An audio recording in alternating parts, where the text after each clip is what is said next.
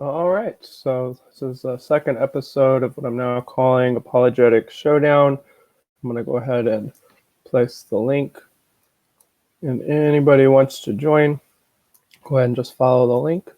So I don't have any set topic. I'll just see where people want to go with the discussion. But so I was going to do a debate on Friday against Skylar and Dr. Josh with Craig Reed, but that got canceled or postponed. So we'll get that scheduled, and that's going to be on biblical violence. So that should be an interesting discussion.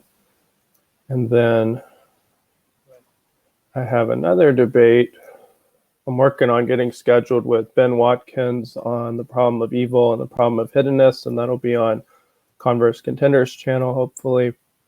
So that'll be exciting as well. And we'll work on getting that scheduled. And we'll get Nicolas in here. All right. Hey, Nicolas. Hey, Caleb. Sorry, I just came in as you were explaining. The debate was going to be on what? Yeah, well, I have a debate on biblical violence, a modern day debate. We're trying to get that rescheduled. And then also one on the problems of evil and hiddenness on Converse Contenders channel. Oh, okay. Excellent. Yeah, so those should be good. And those are topics I'm really interested in. So, and those are good opponents too. So that'll be exciting. So we got a few people watching right now. And again, if anybody out there wants to join, I've posted the link. Anybody can join. We can have a conversation about whatever. Was there anything you wanted to talk about in particular, Nicolas? Or did? Oh, I just came up with a thought when you were mentioning the problem of hiddenness. So what do you think about a parallel argument about like the problem of ubiquity or the problem of presence or something like that? In that, it seems like it's a good reason to believe that God exists because so many people seem to have an experience of him. Like a religious experience argument. Yeah, I think that. Hey, Travis, how's it going? Hey, what's going on? We're good. Okay, yeah, go ahead. Yeah, I think that argument from religious experience, I think that can be a good inductive argument for God. I think that, of course, that could be argued as being able to be explained by common psychology. So I don't think it's like proof, but I think that it's good inductive evidence. Something that I like about this idea is that I think that when you offer things like a common psychology, you can turn around and apply that to the problem of hiddenness.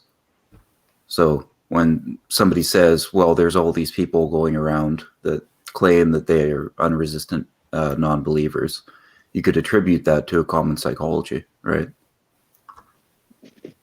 Yeah, but how so? Can you unpack that? That they have this feeling that God is inaccessible to them because of this idea that God is inaccessible to them, that they've built up psychologically in the same way that you've just pressed. The reason why all these people are having these experiences of God is because they have this idea of God, right? And so maybe they have this idea of not God, and that's causing this hiddenness experience. Right. Well, and I guess the defender of the argument from hiddenness will say that God should find a way to overcome that. He should make it more obvious so that whatever that psychological barrier is in place, that he should find a way to remove it. Yeah, that's something that I've always understood as like an emotional appeal, but as a logical appeal, it doesn't make sense to me. That there's this claim that God ought to, or is logically entailed to, present himself in a certain way. And also that, like, who knows what will happen in the future, right? Like, why does God have to talk to you today? Why can't he talk to you tomorrow? Yeah. Well, I think the idea is that it wouldn't be, or we would expect an all-loving being that's all-powerful to make sure that there's no absence. So like an absence of relation with God would be a bad thing, and it would be something that, God would never permit to happen at all for somebody who's open to the relation. I would predict that a perfectly competent and benevolent being would back off to just the right distance that he would know the right distance to be at. And so if I looked around at the world, I would have to, if I trusted that God runs the world, trust that that is the correct distance. Well, that brings up an interesting point. I mean, how would an all-powerful, omniscient, immaterial being that transcends the universe relate to us? And I think a good way would be through the inner witness of the Holy Spirit. And, I personally think that belief in God is a properly basic belief. Well, there you go. So, and we can talk about that, because actually I don't agree that God is a properly basic belief, but we can unpack that. But yeah, but I guess the defender of the hiddenness argument is going to say, well, how come everybody doesn't feel that, or at least believe they feel the inner witness of the Holy Spirit? And I know that you can push back and say, well, they do, they just don't interpret it, or they're blocking it. But then, see, that would be resistance. I mean, the hiddenness argument will say that, sure, if somebody's resisting, then that's not the people we're talking about. They're saying that there are non-believers who are also non-resistant. And they're going to say, how come they aren't feeling the presence of the Holy Spirit in a very evident way that convinces them? Well, I'm not a Calvinist, but, it could be that you're not among the elect. I mean, God would be under no obligation to satisfy anyone's incredulity, that, he'll reveal himself, as he sees fit. Right. Yeah, and that would be, how Calvinists would respond. And I guess I would sympathize with the response to that, as it doesn't seem like that's the most benevolent characterization of God, if he's just picking and choosing people on how he feels, or just arbitrarily. It would seem like that's not the most benevolent. Well, I think between me and God would have a better idea of what's the right thing to do. And so if he's behaving in a certain way, I don't understand the context in which I would say, you really messed up with that porpoise thing. You should have built it this way, God. Like, that seems like a bizarre argument for me to make. Well, yeah, on some things, I mean, like, why did God make grass green? It's like, well, it could be arbitrary. It's got to be some color. And I know some will argue, well, it's because it's pleasing to our eyes and so on, but that raises further questions. But, there can be some arbitrariness that we don't know. And so maybe some decisions that are just totally mysterious. But it seems like on this issue, if we're going to relegate it to an issue of justice and compassion, it seems like it's something that it wouldn't just be arbitrary or utterly mysterious. It's something that makes sense. Like, an all-loving being wouldn't prevent somebody who wants to be in a relation he wouldn't just arbitrarily not allow them to be in a relation. There's got to be some good moral reason for that, kind of like with the problem of evil. And I find that to be plausible, a plausible consideration. Although I don't agree with the problem of evil. Yeah. Just with the problem of evil, I find it strange to sit in my mortal position and say, I can identify this evil and it must be gratuitous. Yeah, well, I have a lot to say on the problem of evil, but Travis, did you want to add anything on that? Well, no, I was just going to say that I think a lot of our difficulties come, in relation to God, is the fact that he's near to us, he's immanent, but he's also transcendent. So we can relate to him, like, in his nearness to us, but we can't really comprehend his transcendence. So, I mean, there's going to be, parts about God that we just we're not even like capable of understanding. Right. Parts of God. Yeah. I would agree with that. Well, I mean, as far as why he does this, why he does that, and so forth. Okay. So it sounds like that's kind of like an appeal to skeptical theism, like God's ways are beyond our understanding. Would you subscribe to that kind of view? No, not totally, because he's also near to us. Like, he actually indwells us. If we're Christians, he indwells us and is with us always, but he's also transcendent of our reality as well. So not total skepticism, no. Right. Well, and I guess that's where do you draw the line? Because it seems like this is something, at least to my mind, I sympathize with the objector. It seems like this is something we would expect God to do, to, want to form relations with those who want to be in relation with him. So while there might be some things that go totally beyond our understanding, I hold to an analogical conception of God, so we can't fully grasp God, but it still makes sense. It's still analogous to our own actions. So, and it sounds like, Travis, you're arguing something similar, that God's transcendent, but at the same time accessible to some degree. But it's Exactly. like, where do we then draw the line and say, and maybe that's your argument, but it still seems like it could become, if we're saying, well, he doesn't form a relation at all, it seems like there needs to be a morally sufficient reason why. And if you want to say that, and that reason is either accessible or inaccessible, but just say it's partially accessible, and I'm not saying that's what you're arguing, but if that's what you're arguing, I wonder if that's a satisfying explanation. Because if it's partially accessible, then I want to know what aspect is partially accessible.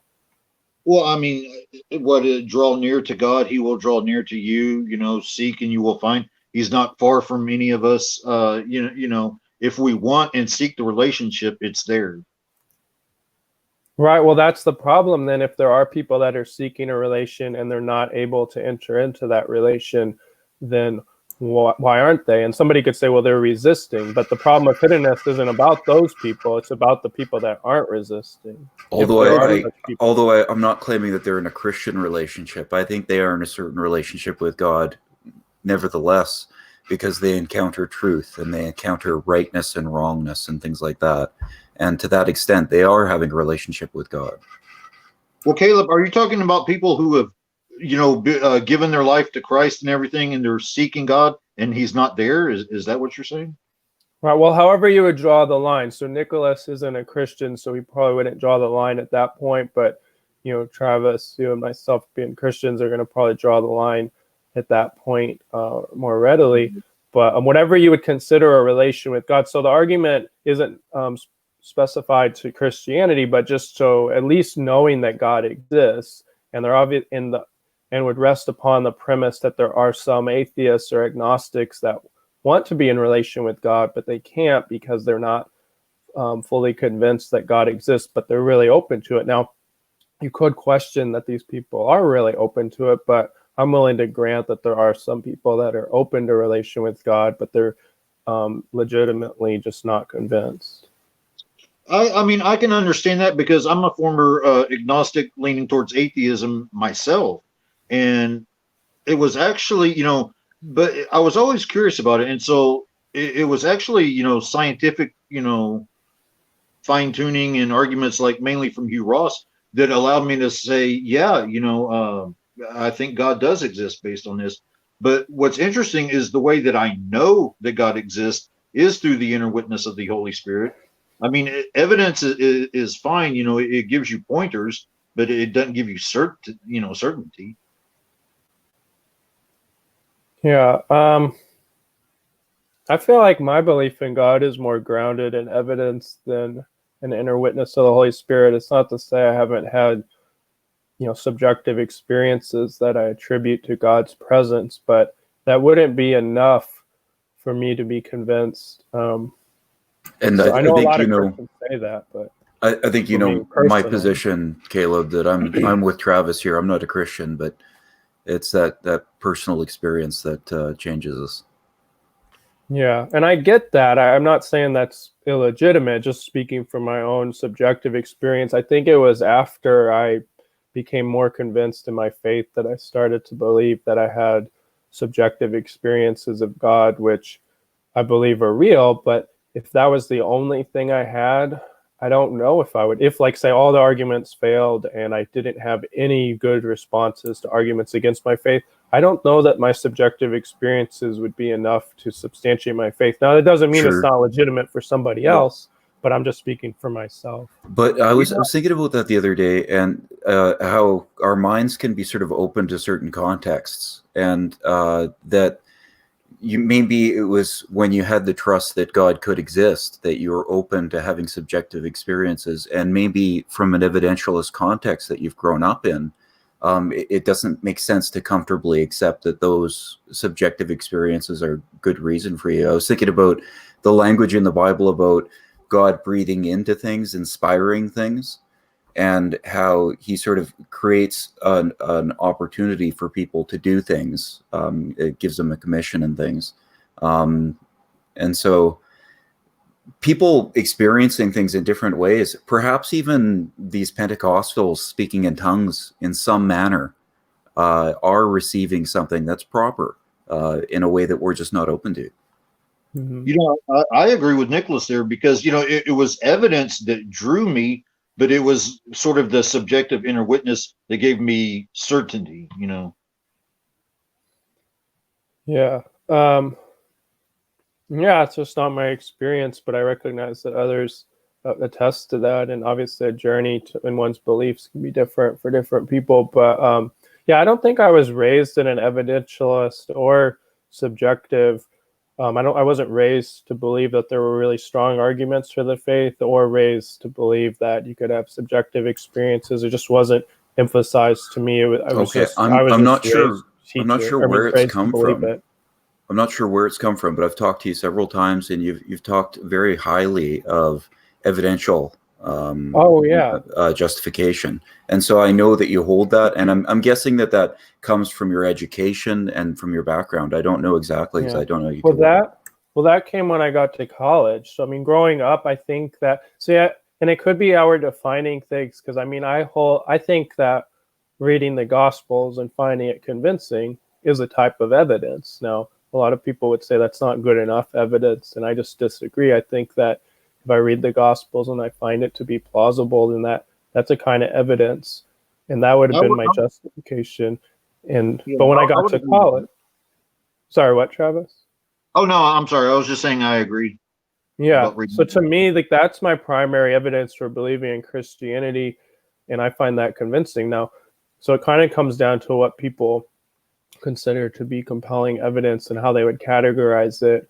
But and then when I got to college, I studied more philosophy, and then I found like arguments for God to be compelling, but I didn't know much about that growing up. So I guess it just depends. It wasn't emphasized one way or another. I wasn't taught to, there are these great arguments, but also wasn't taught that religious experiences were available. I was more just taught to be a Catholic, and that was really apologetics, and justification wasn't really emphasized. But again, everybody has different backgrounds.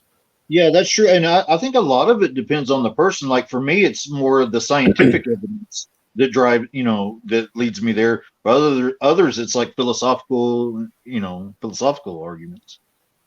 Yeah, there's a subjectivity to it. Yeah. But I want to talk about God being properly basic. So I know that phrase properly basic gets used a lot, especially by like Plantinga and Craig. And I don't really like the term, as I were talking about with Nicolas on Thursday a little bit.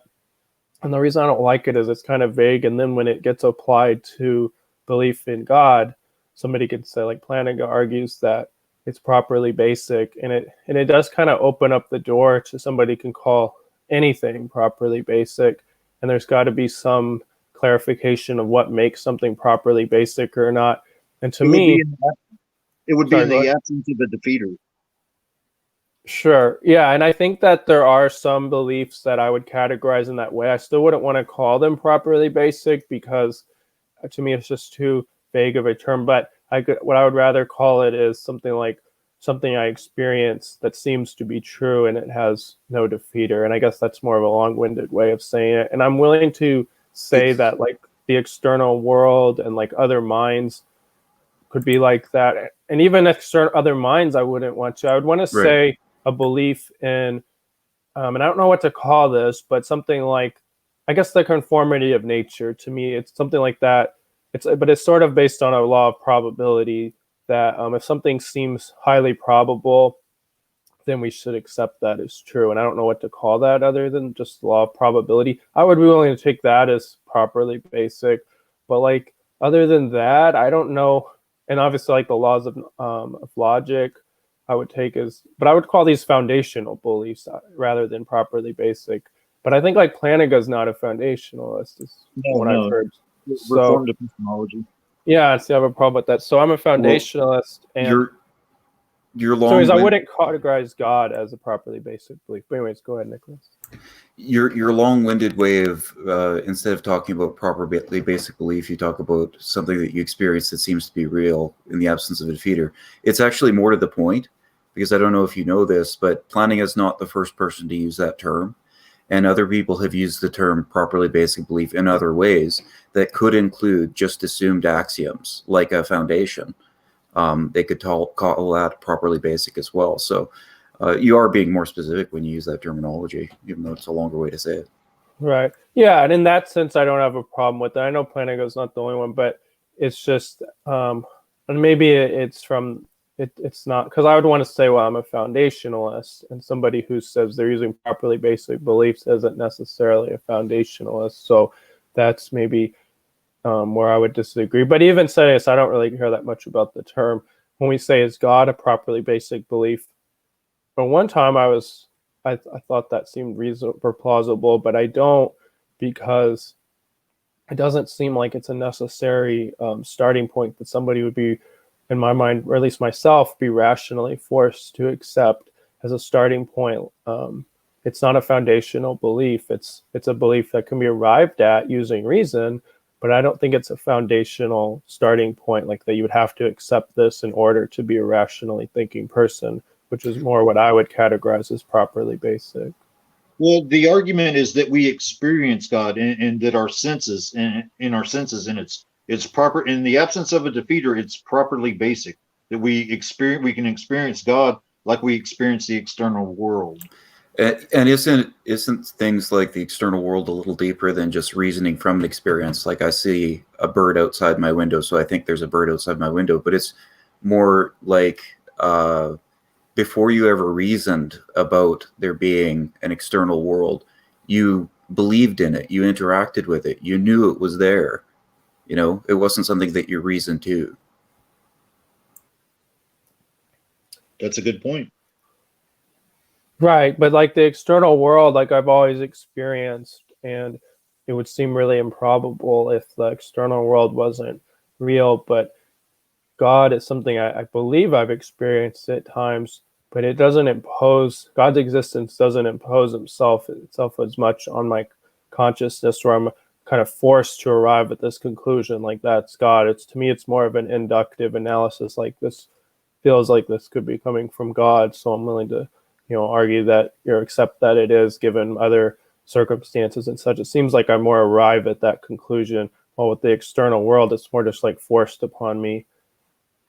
Now, maybe that's not everybody, but I'm more just speaking for myself. But the thing is, if it's not universal to everybody, that makes me think it's not properly basic. Unless you have a really immediate experience of God, maybe, but I haven't had that type of experience to be that obvious. So, but even an experience, like if I say I experience a vision or something, that could be explained through like a hallucination. But when we're talking about the external world, it's something that's ongoing at all times. So to me, that makes a sharp distinction. Okay, so like with visions or and things like that, like experiences of God, which I've actually had, by the way. But the argument is that as long as your cognitive faculties are functioning properly, that it can be accepted as a properly basic belief. Right, and then that seems to, not that I've studied it that in depth, but from what I've read, that seems to then fall back on a reliabilist or externalist epistemology, which I don't find to be convincing. So it seems like you then have to accept what I take to be a controversial epistemology, which maybe not everybody finds it controversial, but it is debated. Not necessarily. Well, when you talk about reliable cognitive faculties, that would seem to be the claim of reliabilism.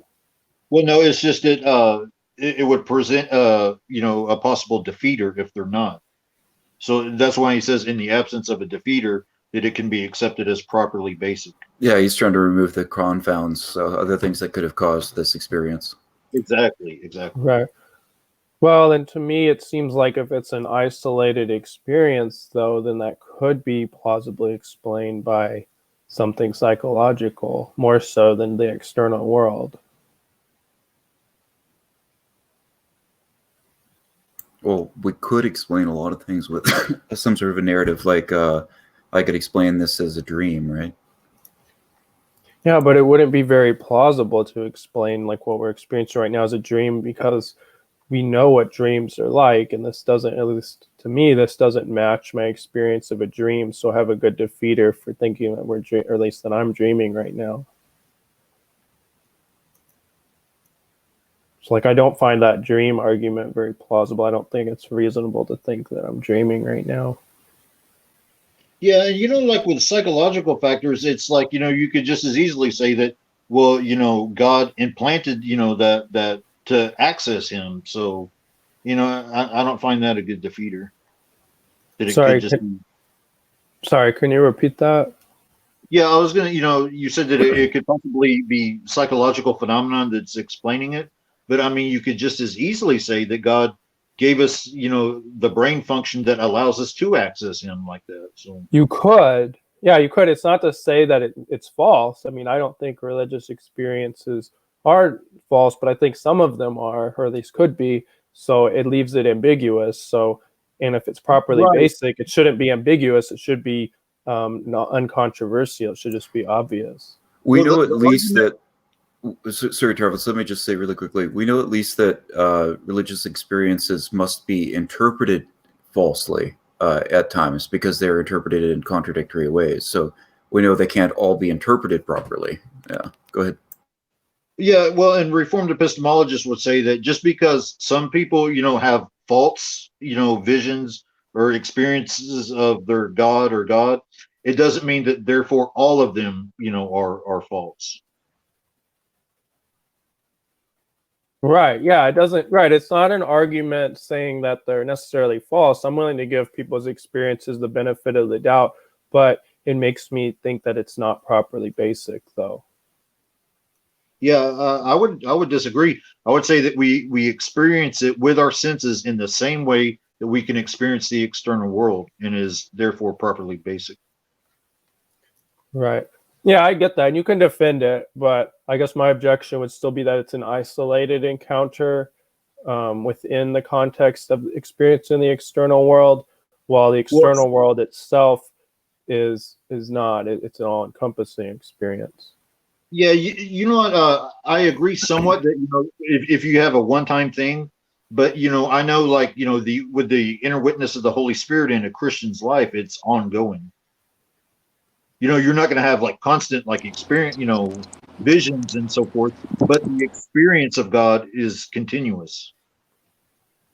Right. And but I guess somebody could object that each time that's explained by our psychology, but like my overall experience of the world around me has a more of a continuity to it. So it seems more imposing than like, looking at my computer it's isolated in the sense I'm not seeing my computer every second, but I'm seeing events like that, like physical events like that it has more of a continuity than experiencing God. So that's where I would still not want to categorize it as properly basic. But I see what you're saying. I mean, it's something that I could be wrong on, and that, but I'm gonna let Spartan.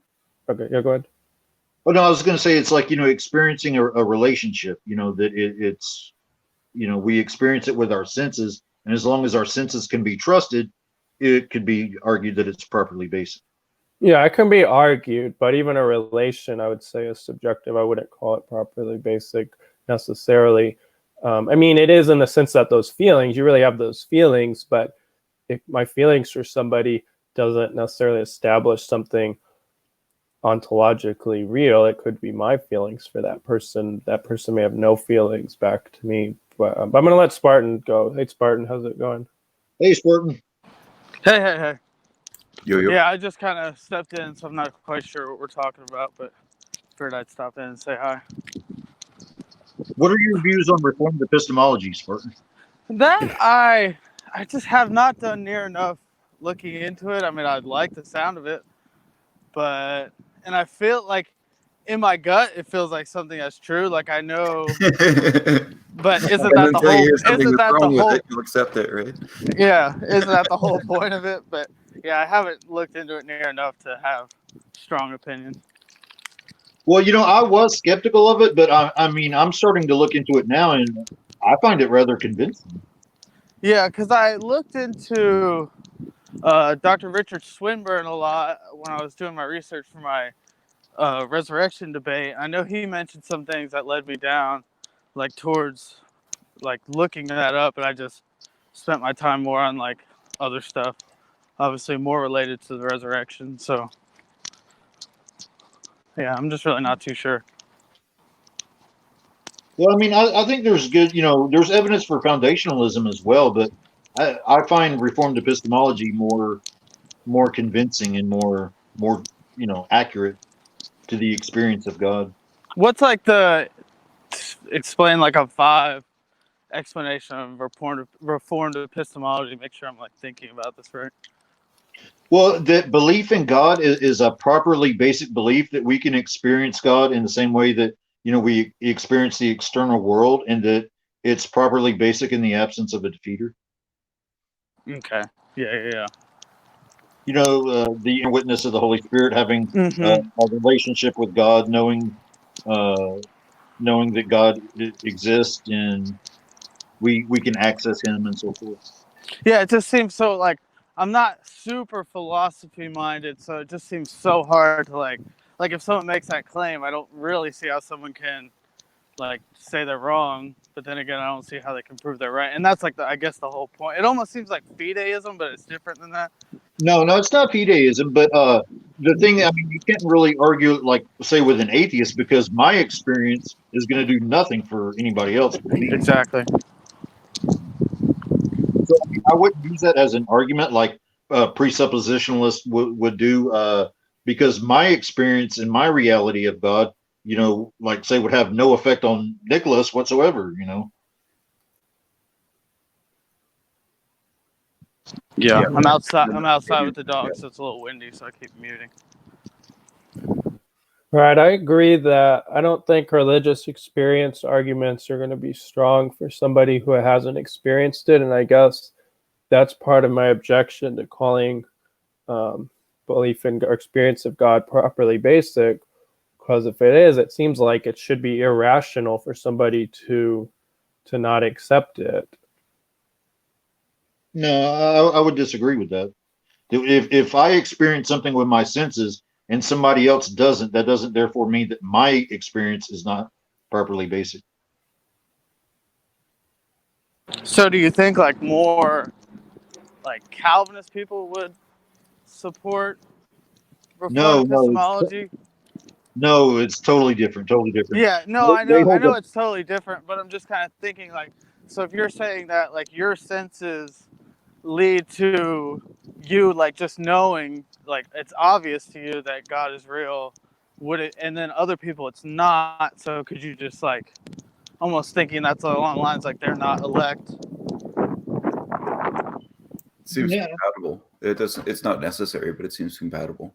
Yeah, that's all. It just kind of seems like it plays into same ideas. Yeah, my understanding is the discussion about God, experience of God being properly basic, extends from John Calvin's view on the sensus divinatis. So maybe I'm wrong on that, but that in that sense it would have an origin within Calvinism. Right, but it's unique and very, very distinct from, say, presuppositional apologetic. Yeah, and it's not necessarily, I mean, like Plantinga's not a Calvinist, although he's Reformed, I guess, but yeah, it's not like it's restricted to Calvinism, but I think historically it kind of has an origin within Calvinist theology. Right, and people like William Lane Craig would argue that, once you become a Christian, then you experience God, and that in the absence of any evidence, that it can be understood as properly basic. So, what's interesting is it was evidence that, kind of got me, led me there, but it was the experience of that that gave me, certainty, and, that allowed me to grow and, do volunteer work and, to live a Christian life, is the experience of God, not just the evidential data. Yeah, and I think that can be justified, but I guess I still wouldn't want to call it properly basic unless everybody has that same, or at least most people have that same intuition, or it's accessible to most people. But again, it's going to be a semantic disagreement. I think that Well, why does it need to be accessible to anyone else? Does it need to be accessible to rabbits for it to be accessible? Well, okay, come on, rational agents. Why does it need to be Humans. accessible to all rational agents? Why couldn't Well, there at be an least- elect? That's true. I mean, just because you don't experience it and I do, doesn't mean that therefore my experience is not properly basic. Yeah, like to me, that's kind of what I'm thinking. Like, I'm trying to figure out what exactly properly basic. Like, to me, it's properly basic that like a jalapeno is spicy, but if you've never eaten a hot pepper, then you would say you don't know that or something. Like, I don't know. It's like if you so, I'm sure like it's properly basic along the same lines as just obvious. What you're saying, does kind of relate to it. It's like, when you accept Christ, and this is in the Christian worldview, you accept Christ and you experience his presence, that his reality with you is properly basic in the same way that you sense the external world. That in the absence of a defeater, you can trust your senses that your experiences are real and valid.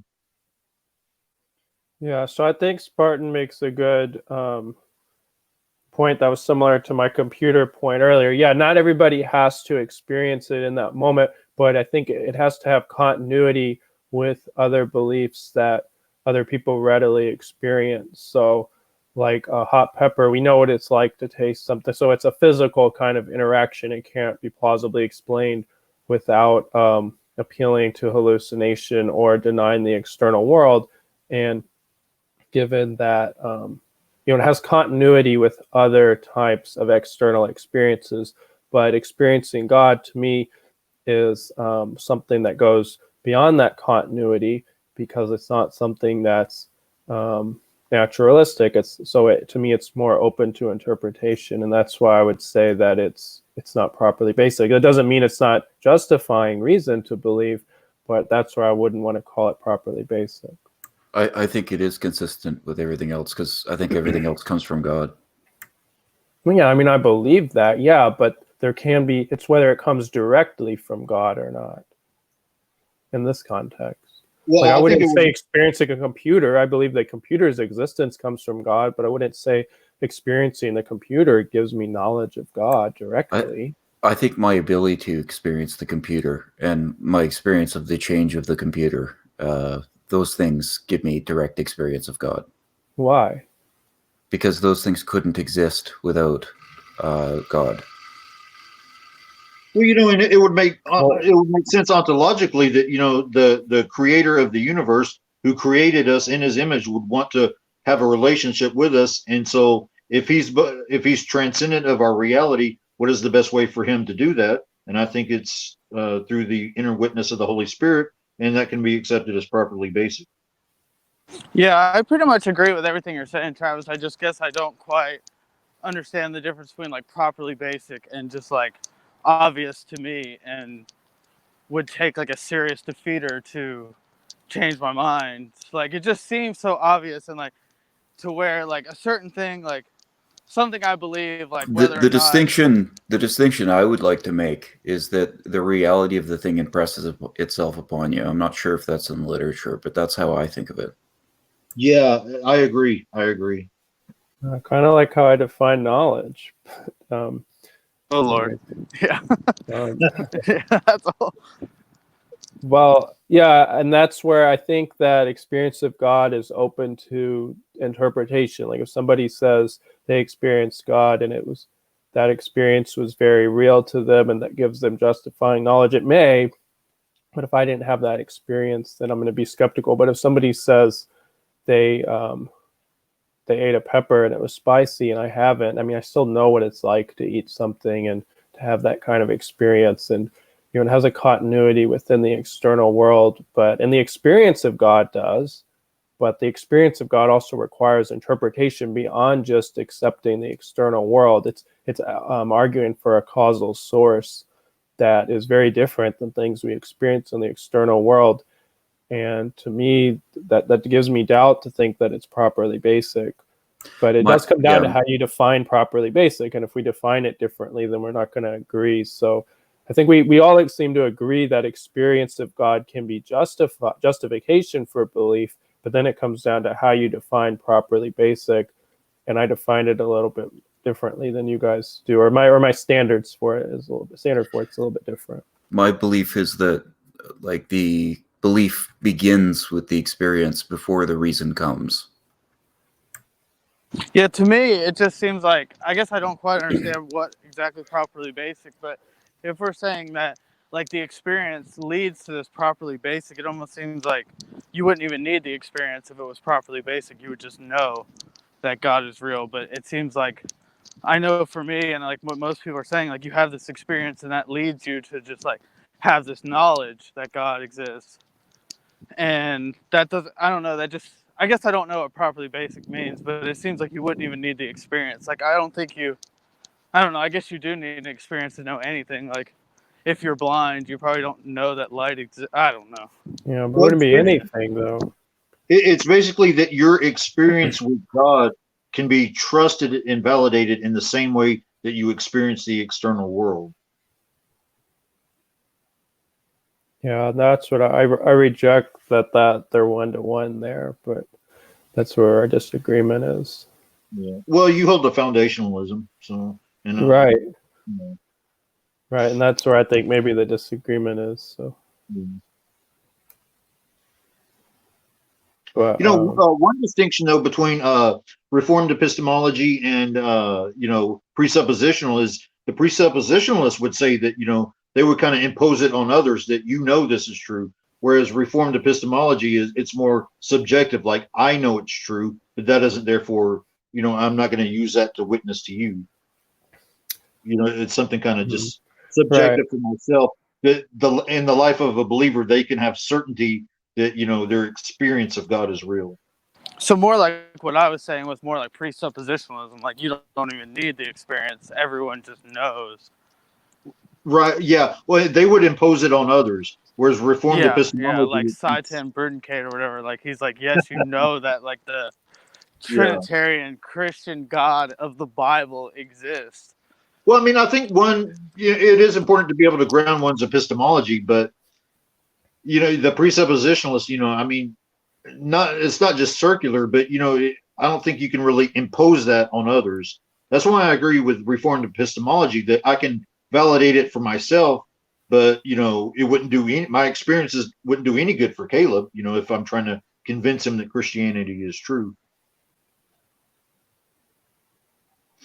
right. Well, I don't agree with presuppositionalism, but I think that their argument style could be legitimate. I just don't think that their arguments totally work. Because it seems like what they tend to argue is that unless you presuppose a Christian worldview, then you can't have things like logical reasoning or moral reasoning and inductive reasoning. And I think that's a plausible argument. But one of the hangups I have is it doesn't go directly to Christianity. At most, it argues for theism, which is fine. That's how I tend to argue an argument with atheists. But to me, it jumps the gun. Like it makes an argument for God, but then I think, smuggle in Christianity, and it's not a strict argument for Christianity.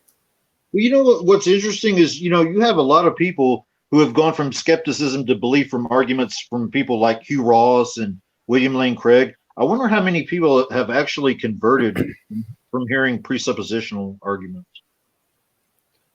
Yeah, I don't know. I mean, yeah, and I don't measure how good an argument is based on how it convinces somebody, because something could be really good and it just not convince somebody and so on. But yeah, I mean, I'm sure there have been people who have been convinced, but even so, I don't know if it would make it bad. But to me, it does come across a little bit disingenuous when it's presented as an argument for Christianity specifically, when to me at most it would prove theism. And I'm not convinced that it proves theism either, or that it requires theism, but it just seems like at most that's what it would do. And I don't get how they make that jump. It seems like they often argue, well, because Christianity teaches, the Bible teaches that we're made in God's image and likeness. But the thing is that Judaism can make that claim. Other religions could come along and make that claim about their holy books. So it's like how you go from there to saying that it only would arrive at Christianity, like I don't think that follows. Yeah, no, I don't like to say like how good an argument is based on how convincing it is, because Richard Dawkins has probably convinced a lot of Christians to become atheists, and I think we'd all agree that his arguments aren't great. So exactly. but I actually got to head It's a out silly here. question. Yeah, I got to head out. I'm about to go on Math Pig's channel in like 10 Oh, minutes. yeah. So. Yeah, All right, good. So, all right, well, thanks for having me on, and thanks for hosting these. Yeah. These are pretty cool on Sundays. So I'm sure I'll come Yeah. back. Yeah, definitely. Yeah, I saw you were going on Math Pigs. All right, well, good luck with that, Yeah. and we'll see you around. All right, see ya. God bless. God bless. I'm not sure if Nicolas is still with us, but there. Can you not hear me? Now I can.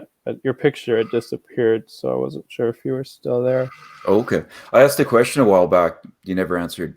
What was it? Don't you definitely live your life like there is a right and a wrong, an objective right and wrong, like always? Yeah, I think that's dependent on God. Sort of Yeah, like I would. the I don't think. Yeah. Yeah, I'm not convinced by the moral argument, but maybe we could hash that out. Because I mean, and I know it's going to get back to earlier discussions. I think like the Euthyphro dilemma. I know you can take a modified approach, but to me that takes out the force of the moral argument. Yeah, I'm not really. I don't find the moral argument very convincing either, because as an evolutionist, I can just say that it's the byproduct, for the advancement of our species, that we got 200,000 years ago. So Why ought I follow the byproduct of our species? So okay, so yeah, it sounds like Travis is suggesting that our moral sense could be explained by evolution, but I agree that wouldn't make it objective or obligatory. But to me, it's obligatory nature could just be a necessary truth. Like I think God necessarily is moral because of his moral nature, but I mean, it could be that that's just a necessary truth about reality. All necessary truths are going to be grounded in God, right? No, I wouldn't agree with that. I think you can defend that, but I don't think it necessarily follows. So if God didn't exist, reality wouldn't exist. So would necessary truths be true? If God didn't exist, then I agree. Concrete reality wouldn't exist. But when we're talking about truths, we're talking about abstract things, and to me, that's a different argument. I don't argue from abstract truths to God. I'm not saying you can't. I used to, but I don't think it follows in the same way that concrete reality does. You think it makes sense to say, in this lack of reality, one is not two? Yeah, that's a abstract. sensible statement. Because when we say absence of reality, we're talking about absence of concrete reality. I don't think there could be an absence of abstractions. There'd be an absence of everything. The grounding of everything is in God. Mm-hmm. No, I mean, you can defend that, but I don't take that position. I mean, it's possible, but I don't take that as being necessarily true. God grounds everything concrete. I don't know that God grounds everything abstract. I'm willing to grant it. I think it's reasonable, but I don't know that that's necessarily true. Oh, well, this just shows how poorly read I am, because I've never heard anybody say that before, that there's these abstract necessary truths that exist outside of God. Well, I don't think they really exist. I just think that they're an aspect of rationality. So if they don't exist, then it's nonsensical to talk about them being true in a non-reality.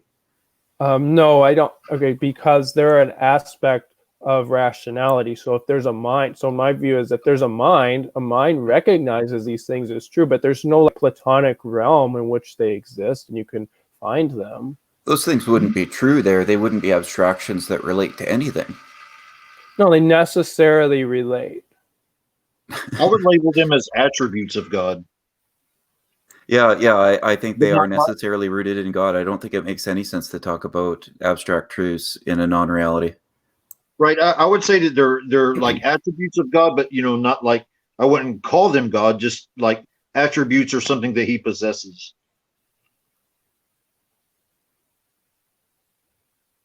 So the problem I have with this is that if you make it grounded in God, it seems like they're contingent, at least in some sense. No, they're a necessary part of his being. They're true in every possible world. Right, and they would actually be eternal. If they're an attribute or something that he possesses, they would therefore be eternal and so forth as well. And Yeah, I agree they they would would make be sense in eternal. any context that it would ever make sense to talk about something, because anytime there's any kind of reality, he's going to be the root of it. Like he's going to be the cause. Yeah. Well, you just said cause. See, that's the difficulty. I don't Well, think I'm talking abstraction about is the in cause. different ways. Like if you're talking about something that's rooted in his nature, that is him. But you could talk about it in a more abstract way. You could talk about goodness as opposed to goodness being rooted in God's nature, right? Those are kind of two different things. They're really talking about the same, like chairness, and it's chairness rooted in this, wherever you root chairness in, right? They're talking about the same thing, but they're in different perspectives. You say there. What do you mean there?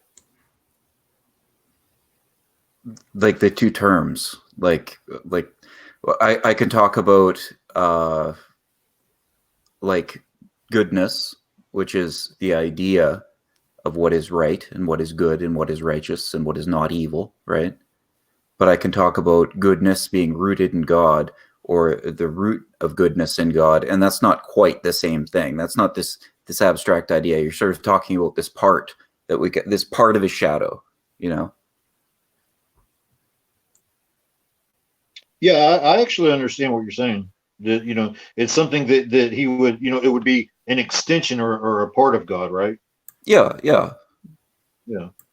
And so it wouldn't be, the same as saying it's God, but it's a part of God and would therefore be eternal and true in every possible world, Yeah, and so yeah, forth. yeah. It has its root in God. Yeah. Yeah, I would agree with that. Yeah. The problem I have with that is it doesn't make sense to me to say like a part of God is 5 plus 5 equals 10. Like I don't see how that's really coherent. Okay, so in fact, I mean, look at, like, say, Proverbs 8. Like knowledge, wisdom. I see it as an extension of knowledge. In fact, it even says that it was knowledge or wisdom that was there with God when He was creating and so forth.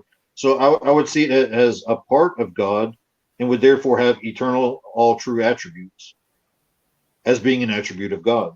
Yeah, and I would say nothing is true outside of God. Everything is contingent on God, so nothing exists outside of God. Yeah. And I Right. mean, I'm even arguing that I'm an idealist, but I would still, affirm that. Yeah, I would say nothing concrete exists outside of God. And I mean, I do think that abstractions do exist within God in the sense that we derive our reason from God, and our reason is what allows us to recognize these truths. So in like a indirect sense, I would say they're grounded in God, but I don't know that it necessarily follows that because we see these truths, that those truths therefore have to be grounded in God because they're necessary. To me, it makes more sense to say that they're necessary recognitions. They don't really exist one way or another. They're things that any reasoning mind is able to recognize as a part of our reason. So any Okay, mind so that has reason can recognize these truths, but I don't think the truths really exist. I think they're just recognitions. They're conceptual. So to me, they're not grounded really in anything other. They're just necessarily conceptually true and recognized. I would actually see them as being transcendent. That they're true for us, epistemologically, and they're true ontologically. Yeah, Sort they're of like, necessarily math. true. Yeah. Like it's like the same thing as mathematics. That 2 plus 2 is 4, whether I'm here or not. It's Right. objectively true, and so we can argue for it with epistemology and with ontology, I think. Right. And I would say that 2 plus 2 equals 4, even if God didn't exist. And I don't think God could fail to exist, but it's in a different sense.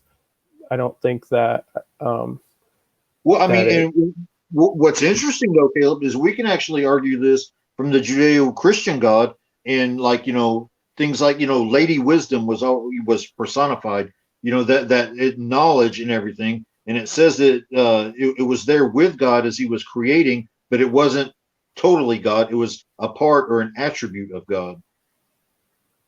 Right, yeah, and things like wisdom and knowledge and things, absolutely, I hold to those are attributes of God, but the specific abstractions themselves, I wouldn't have a harder time making sense that that would be an attribute. It's not like a feature. It's not like because try to argue it analogically, like be like, oh, it's an attribute of Nicolas that he has 5 + 5 = 10. Like that just seems like a category mistake. But God's a concrete being. It seems like it's the same category mistake. It would be an extension of his knowledge that, like mathematics and logic, reasoning, and so forth is just an extension of God's knowledge. And knowledge and wisdom being similar are actually personified, as an attribute of God. I'm not really important to reality, so it's not that all facts are contingent on me. But I am. There are certain kinds of facts that are contingent on me, like what I know. And so, if I didn't exist, there would be no fact that I know 5 + 5 = 10.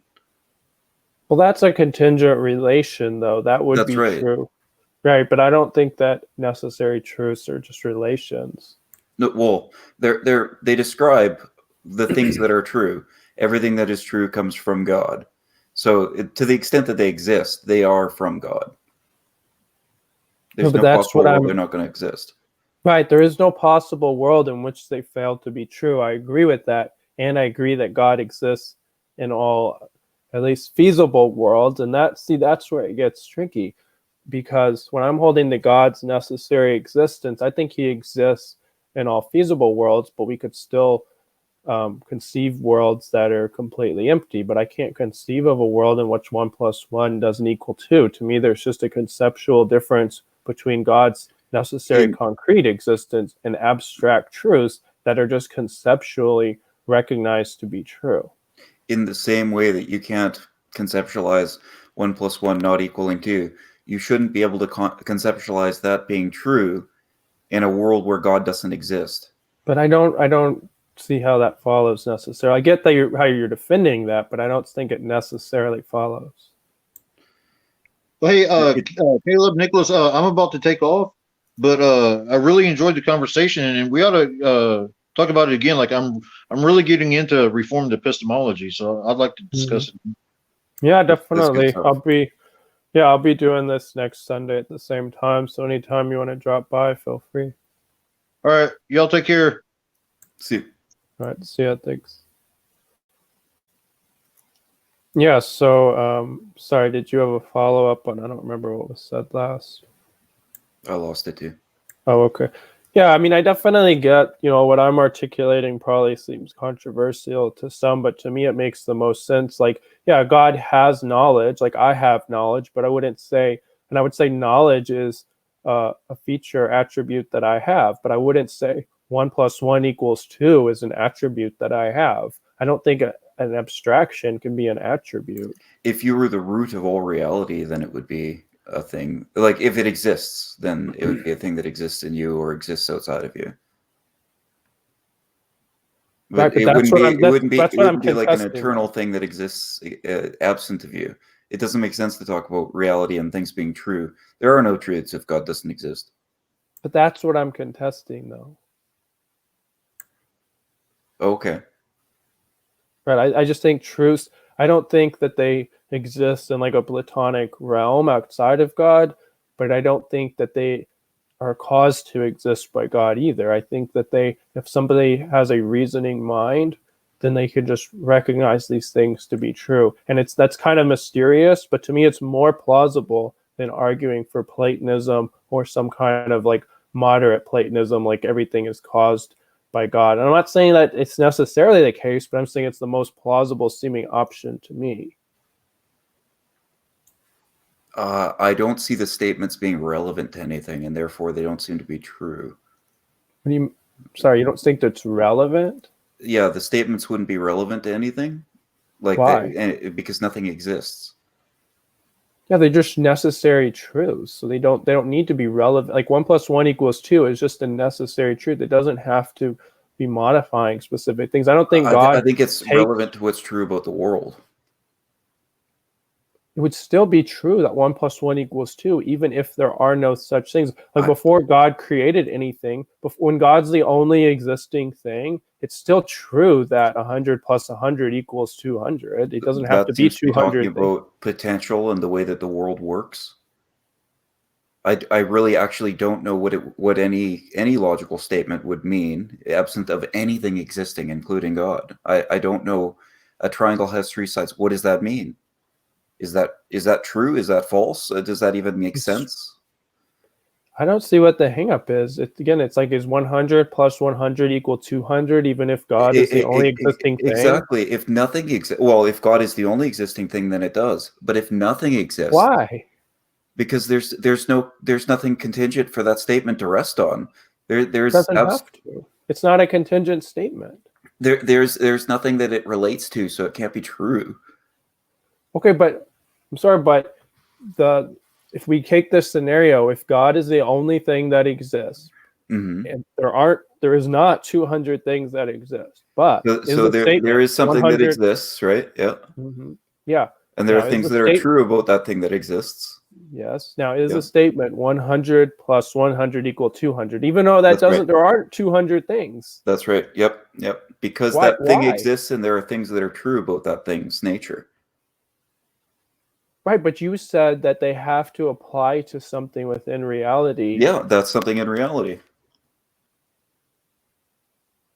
But it doesn't apply. Okay, but so say there's nothing that exists. Does 1 plus 1 equals 2 is true? Yeah, but it's not modifying a specific. No. If nothing exists, including God, then it doesn't make any sense to say. It doesn't make any more sense. You're no more correct to say 1 plus 1 equals 2 than to say 1 plus 2 equals 1. It doesn't matter.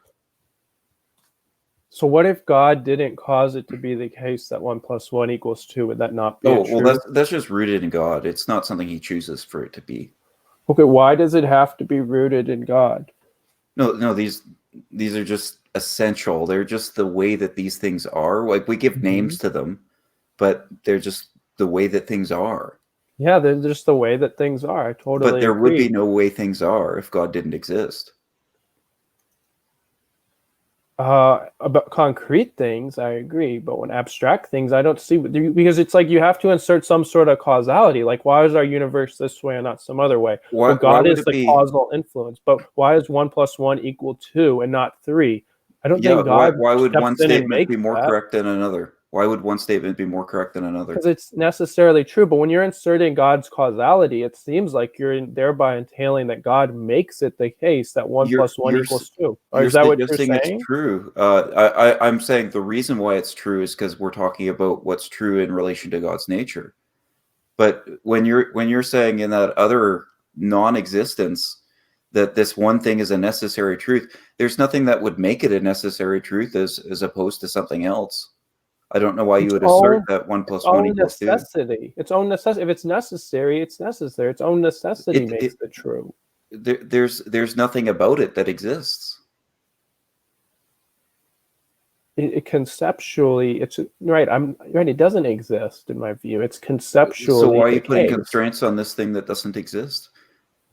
Because it's a necessary concept. I don't think the concept relates to anything, and so I don't think it could be any more true or false. Okay, what do you mean by relates? Because there's two different ways. So when you said earlier that it doesn't relate to anything, I took that to mean that there's nothing that it's modifying. And then I used the example of the number 200, and that wouldn't modify anything if God was the only thing that exists. But then you said, well, it relates to God who exists. But then relation seems to me then just to mean caused. But if that's the case, I don't see why God causes not caused. No. The statement is referential to something. It's talking about the truth value of something. And what is it? What is the truth value of an idea that God has? Well, a certain fact about God. Okay, so so then are you committed to the claim that there's some feature of God that's like the number 200? Essentially, of course, it's not the English term 200 or something like that, or the human concept, but there's essentially that nature in him of what 200 is. Yeah, I see you say essentially. See, I think that we start using different language because it seems really implausible to say that the number 200 is a feature of a substance. And that's I think it seems bizarre because you isolate that one bizarre thing. You know, like I said, if I said, like What if my neighbor was from Zimbabwe? That would sound a little bit strange, right? Just because I picked out a random place. It just sounds out of place. It doesn't sound strange, so it might seem unusual to my experience, but I totally get that. There's a certain conceptual 200, reference. 200, the nature of 200 existing in God or other numbers shouldn't sound strange to you either. That does sound strange. Okay. It's like 200 it's not a concrete thing. So how can it's like inside God there's this thing perhaps called 200? perhaps you think about numbers in a very abstract way. Mm-hmm. In which case you wouldn't look at it this way.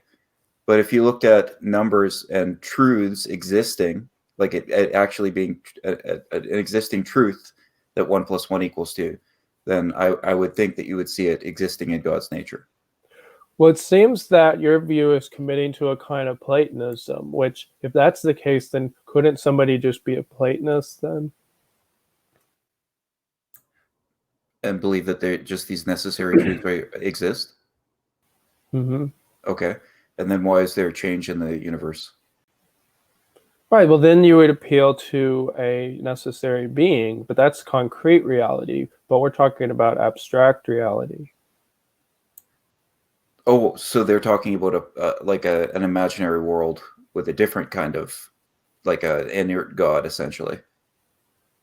Well, I don't know. I mean, you were the one that raised this example, so I'm saying, why couldn't somebody appeal to the explanation of necessary truths and just be a Platonist?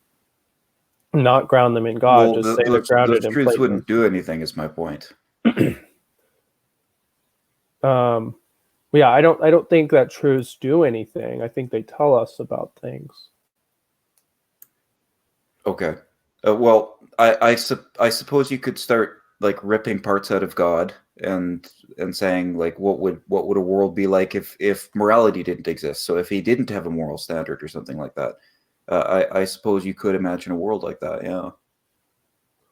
Well, I'm not even suggesting a world in which there's not morality. I'm saying that morality would be derived from necessary Platonic truths. They wouldn't necessarily have to be grounded in God's nature. Then you could just be a Platonist and just say there's just this Platonic realm of truths. Like, I don't hold that view, but why couldn't somebody hold that view if they're sympathetic to your view?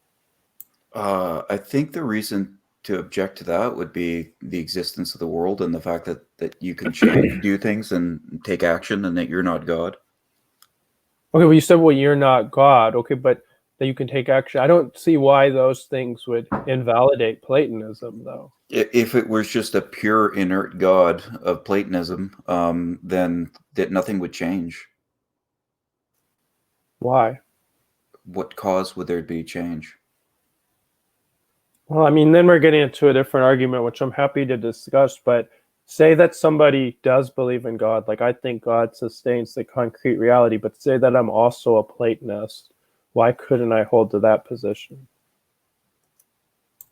So you believe God exists, but also there's like this co-eternal inert God of Platonism? Well, okay, we said inert God. No, it wouldn't be a God. It would just be a Platonic you're talking about realm. this collection of necessary truths.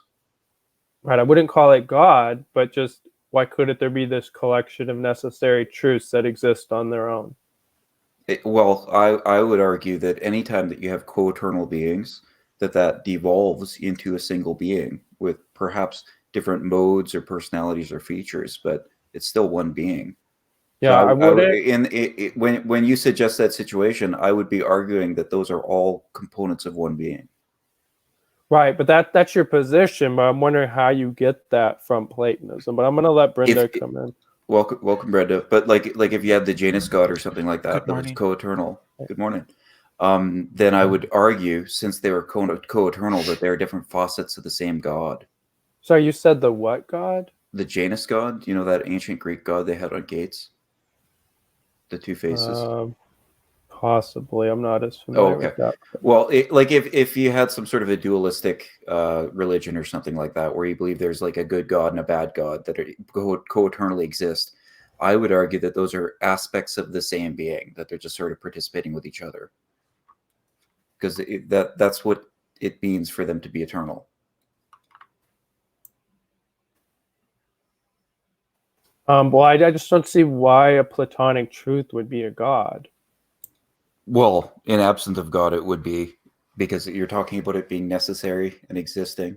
And I don't know how anything else exists, but you're like, it would be meaningless to say that all that is true if it could never cause anything, right?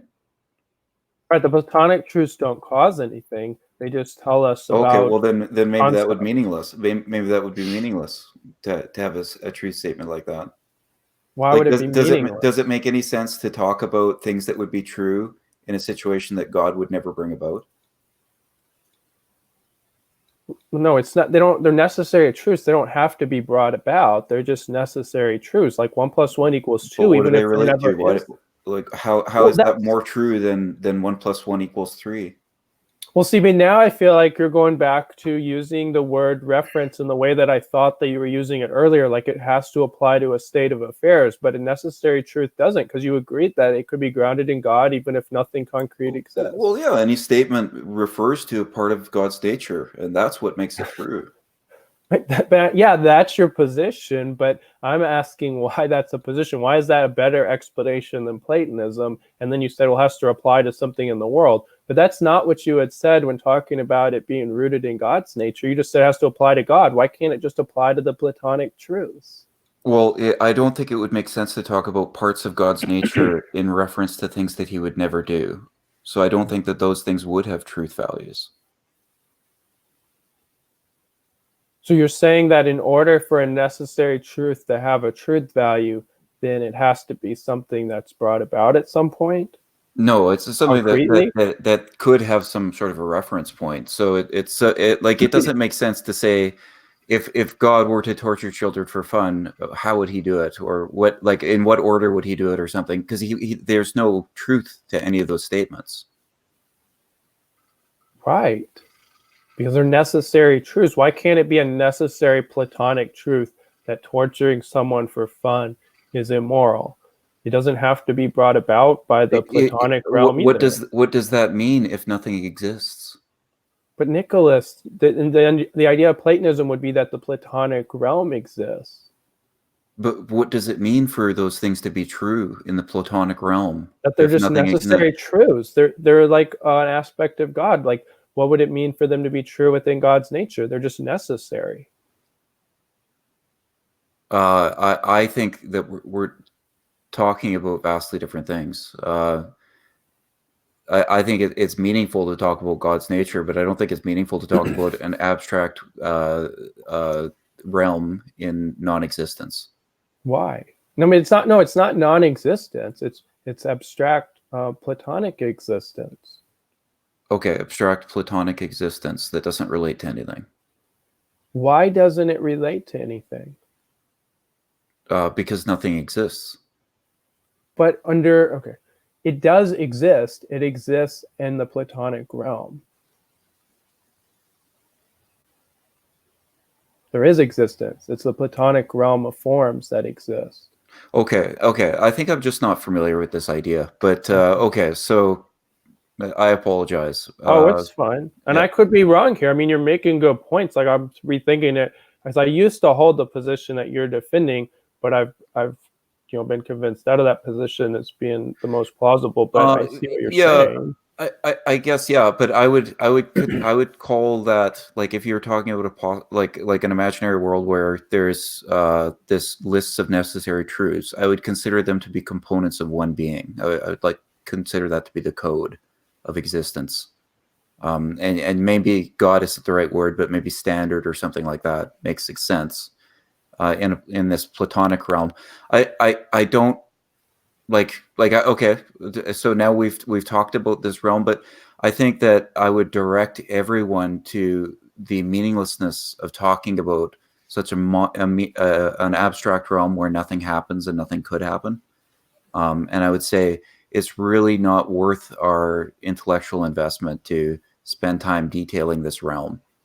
But if it's a good explanation, then I mean, it could be true, and we should acknowledge what's true. No. If it is true that there's this realm of things that exist that don't cause anything, then we would not exist.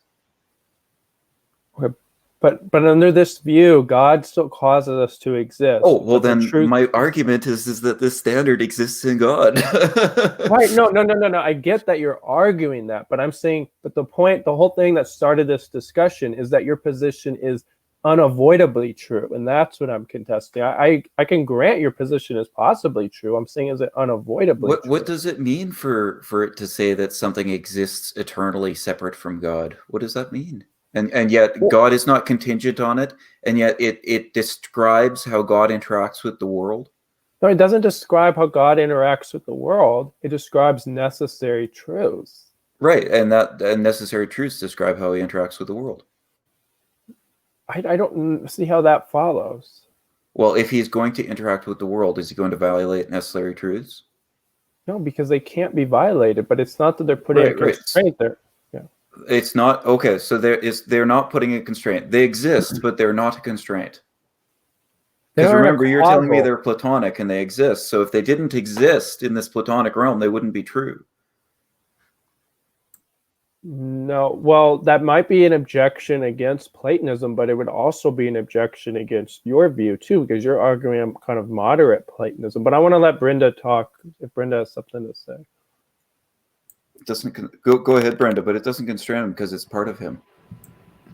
Well, I'm just sort of familiarizing myself with what you're talking about, so I was being quiet to figure out what the topic is, and you're talking about Platonic objects, right? Yeah, I made myself sound like a dummy a little bit. Go ahead. Well, the debate is, so Nicolas said that he doesn't think that morality and like any sort of necessary truths could be the case without God, and I'm arguing that necessary truths could be explained by conceptualism or even Platonism, and it wouldn't have to appeal to God.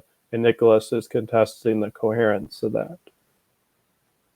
Yeah, I tend to lean towards conceptualism myself, that abstract ideas are simply concepts that we have in our minds. That's fine. And I could go with there's a Platonic realm in which there are abstracta. I don't see that as being as conflicting with Christianity, though. Is that the problem, Nicolas? Is that the idea that there's a Platonic realm? I think the idea that a Platonic realm that really exists, not an abstract concept or something, but Platonic realm that really exists apart from God, any necessary being, is a problem because it would be constraining him, and then he'd be contingent on it in a certain sense. So I think it makes more sense to look at that relationship as part of his nature rather than constraining this being. You're talking about the way in which this being expresses itself. But then it's just part of his nature that constrains him. Well, you can talk about it that way, but I don't consider God's nature to be constraining him. I think it defines reality. Can God command 2 + 2 = 5? No, and I don't consider that's a constraint. I don't consider that a constraint. I don't consider that a constraint because I consider the contradictory statements to not be truthful statements. So it doesn't constrain him to not be occupying truth. All right. So if 2 + 2 = 5 is not a constraint, then I don't see what your problem with these abstract entities is, because that's just what I gave you. It would 2 be. and 2 it and would 5 be a are abstract objects. If it were contingent on this existence of this Platonic object, and therefore God could exist in a possible world and add 2 + 2 = 5. But there's this other eternal thing that is constraining him, which now he can only make 2 + 2 = 4. That is the difference. I'm not sure I understood that. But in contemporary apologetics, most academic apologists would say that God cannot violate the laws of logic. That would be the theory. Whether or not those abstract conceptual objects are Platonic or simply conceptual, I think either way, I guess you have to work that out, but either way, generally, very few academic apologists would say that God can do things that would violate any of the laws of logic, right? And so you agree with that then, though, right? Right, but I believe that's rooted in God's nature. Well, it's a constraint. These are constraints. The laws of I logic don't are consider them to be constraints. constraints. I consider them to be descriptions of things that are true according to God's nature. You can call it a constraint if you want, Brenda. I don't have a problem with that. I don't consider them constraints. Just like I don't consider it constraint. If a mathematician says, "I'm sorry, I've been working on it for years, but I can't make 2 + 2 = 5. I tried." Well, I'm not going to say, "Oh man, you're a pretty good mathematician, but you messed up." But you said can't. Exactly. That's a constraint. I don't think it's a Cannot. real can't. If a Cannot mathematician if a cannot is a mathematician cannot constraint. add 2 + 2 to make 5, I don't consider that a constraint on that It mathematician. is a constraint. It's one of the things he can't do. It's a description of how he works. Well, it's a limitation on the kinds of conclusions that a mathematician is permitted to reach. He wouldn't not be acting permitted in to the do proper that. way of a mathematician if he were not Yeah. behaving in this way. It's not not that proper, it's a he's worried that he's going to get constraint. in trouble. Right. He knows what builds a good chair, Well, so he's going to build a chair No, properly. he will get into trouble because there won't be any people will see him as not rational, because that's not rational. If you say things that are illogical, is not rational. So it is a constraint. There are people who do say things that are not logical. It's not because he'll get in trouble. It's because he's being productive. What? I don't understand. It's not that the mathematician is worried about things that he cannot do. It's that he knows what he can do. Within certain limitations. The whole idea, what a lot of mathematicians do is in their academic life is they create a set of rules, and then they follow those rules to see where that leads them, and the hopes are that they will discover new mathematical truths or new mathematical objects and contribute to the field of mathematics. So picking those rules is important, but basically they create rules and then constrain themselves to those rules.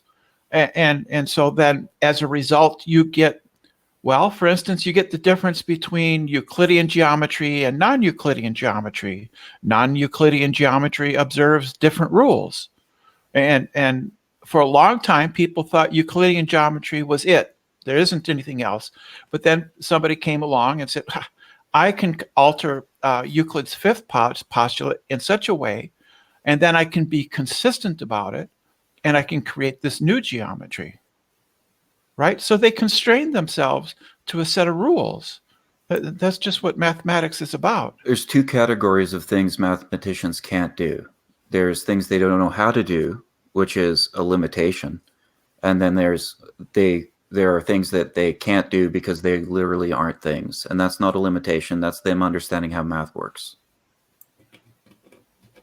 Well, math is not a thing that's external. It's really just a language that humans have created that is useful in describing the world to a certain extent, and in some respects doesn't describe any world. It's almost really sort of a game. A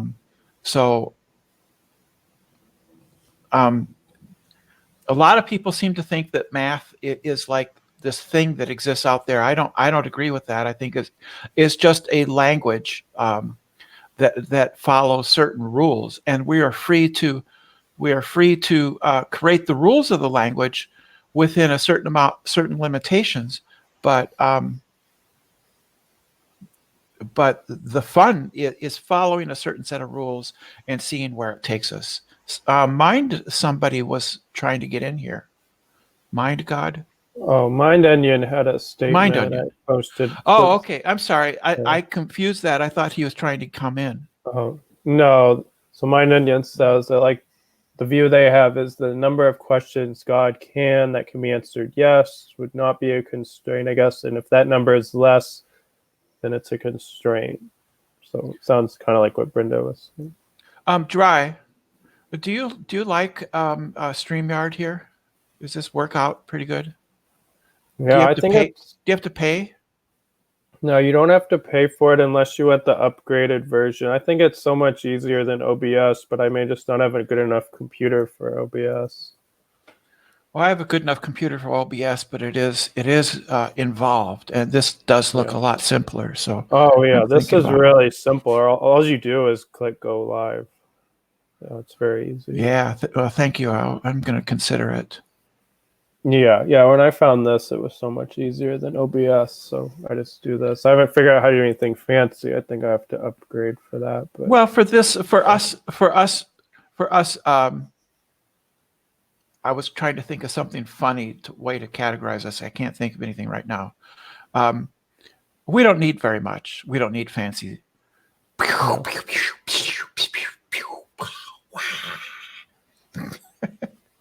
We don't need that stuff. You should see me in a crown. Well, you can get an avatar. Why don't you have an avatar? now, what happened to your avatar? You're nobody You guys now.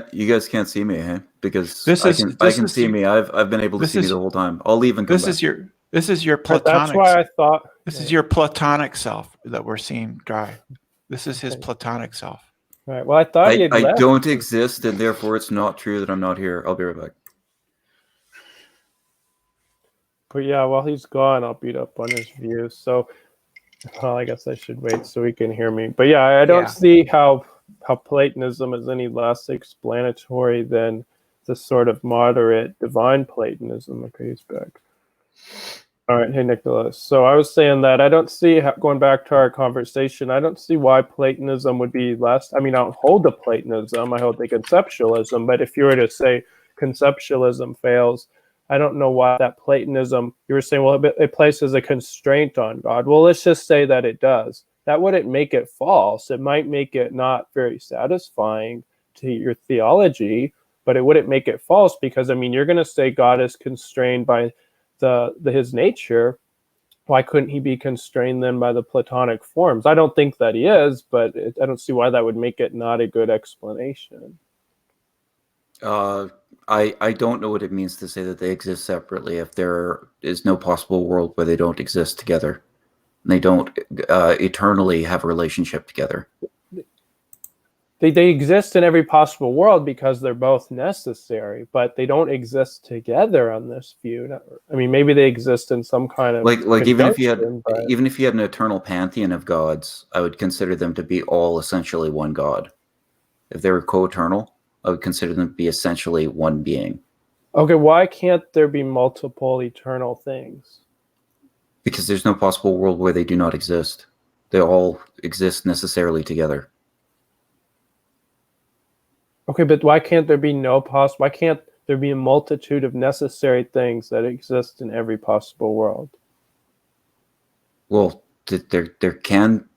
Well, my point is that there's no point in talking about them as multiple necessary things. There is one necessary thing, this pantheon or this collection or this code or whatever that exists in the world.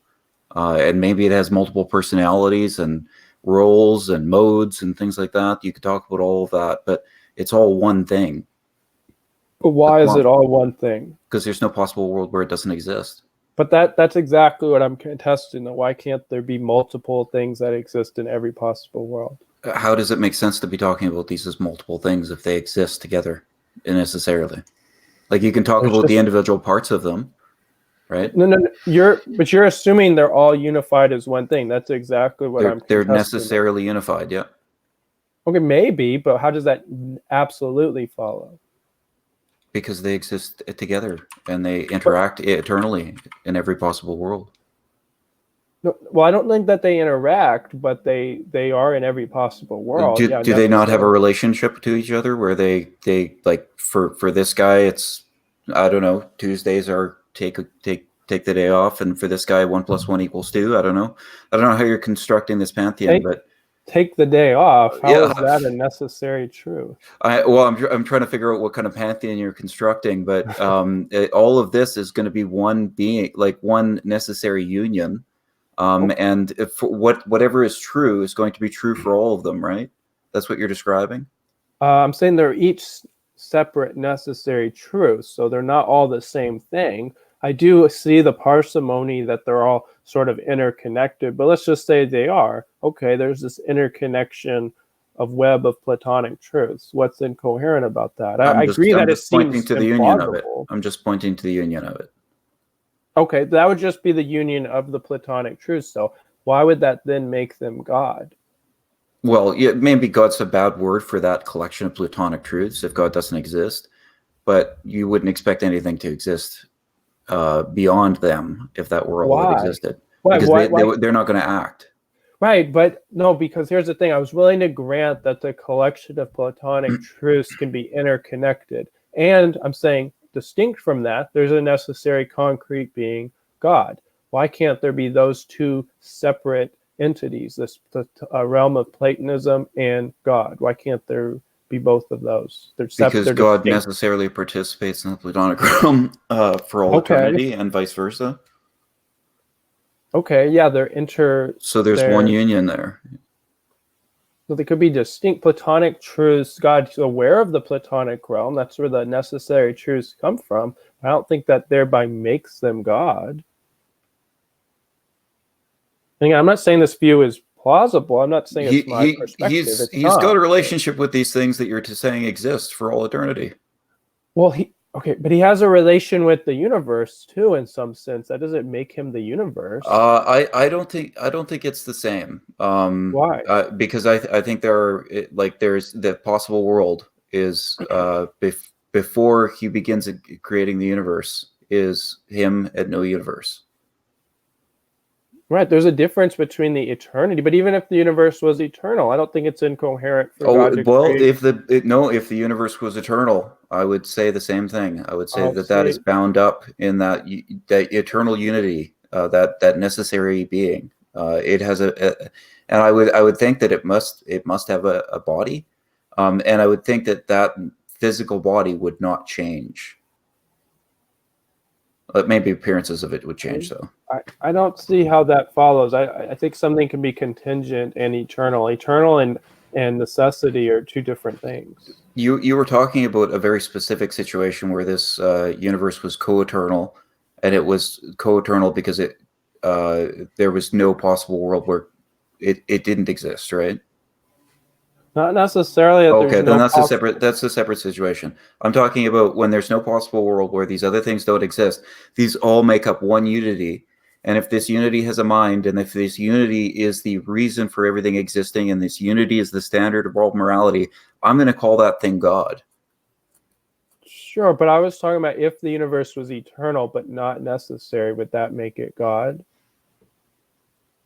No, like the way that you're okay. So you're changing it to the universe is created by God. Yeah. So I'm talking about that. If that's the case, then there's a possible world where God doesn't create the universe.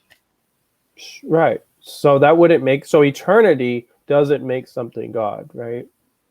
I think you're kind of playing. I think there's kind of two definitions of eternal there, because I really do think even if you say in the first moment of existence God creates the universe, I still think like there's this state that precedes his causally precedes his creating the universe, that where the universe does not exist and he does. And I don't mean temporarily precedes. I mean that he is the reason that it exists. It is not the reason he exists. Right. So it wouldn't be God then, right? In that case, no. Okay. In that case, no. I'm distinguishing these two different kinds of eternal. Do you understand? Like they're both temporarily eternal, but they're not both temporarily eternal and contingent. Like they're both right. Eternal and necessary aren't the same thing, of course. And so I just want to really distinguish between this. When I'm talking about these co-eternal gods, I'm talking about them not being contingent on each other either. Then they're all going to be part of one unity.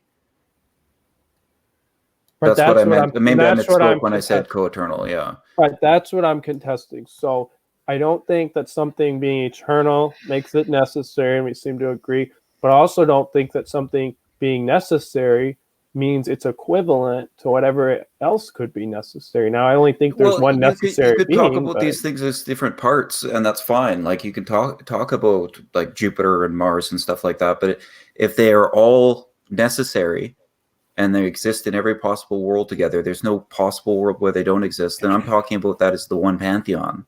That is the thing that is necessary. Well, what I'm saying is that I agree there could only be one necessary concrete being. But if we're talking about a Platonic realm, that's a different type of thing. So could there be a Platonic realm that's necessary and distinct from God? I don't see why that couldn't be the case. I don't understand how they're distinct from each other, except how you're describing what they are. Because Like you're one's describing different parts. abstract. You're describing different parts of this Platonic code or this Platonic realm, but it's all one realm, and I don't understand how to describe it as like separate parts of the realm or something. No. The Platonic realm is all one realm under this view, but God is not a part of that realm under this view. He seems to relate to it. Yeah, but that doesn't make him it. He also relates to the universe. The universe isn't To the God. extent that he's participating in this eternal Platonic realm, I think we can say God exists in the eternal Platonic realm. He relates, but Nicolas, how do you answer this? He relates to the universe, but he's not the universe. Well, yeah, but the distinction is the universe is contingent on God, and you're talking about these Platonic things not being contingent. Exactly, but contingency isn't the issue, because you were bringing up the point of relation. You said, well, it seemed like you're implying if God relates to the Platonic realm, then they're the same thing. But I'm saying he relates to the universe, but they're not the same thing. So the point about relation doesn't establish whether they're equivalent. I'm pointing out it really doesn't make any sense, this distinction you're trying to make, because God even exists in this Platonic realm in a relationship there. Well, God doesn't exist in our world. I mean, he enters into and relates to the universe. So he can relate to a Platonic realm, but they're not co-determinate with his being. The universe isn't part of God's being. Right? Right. That's what I'm arguing. Well, that coherent. depends on whether or not they are contingent or not. Why? But why? Because if they're not contingent, then they're part of the unity.